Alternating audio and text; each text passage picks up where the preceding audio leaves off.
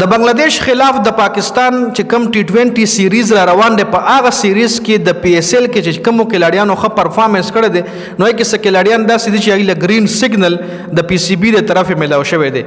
کې دیش د بنگلاديش خلاف چې د پاکستان کرکټ بورډ د طرفه د پاکستان کم کرکټ ټیم سکواډ اناونس کیږي نو پای کې د PSL کې چې چا ښه پرفارمنس کړی دی پای کې حسن علي هم پټاپ دی پای کې فهیم اشرف هم شته نور پکې هم نوجوان کلاډیان شته چې په دې ویډیو کې در سره ډیسکس کوم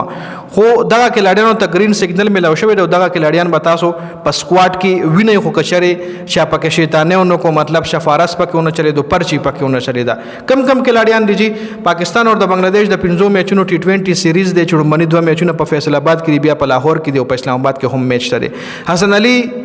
فهیم اشرف حسین طلعت چې کم د پېښور زلمی کلاړي دی صاحبزاده فرحان اسلام آباد یونایټډ کلاړي علي رضا چې کم د پېښور زلمی کلاړي دی د کلاړیانو ته گرین سیګنل ملاو شوی دی چې تاسو به د بنگلاديش خلاف په دغه टी20 سیریز کې موجود یی جی حسن علي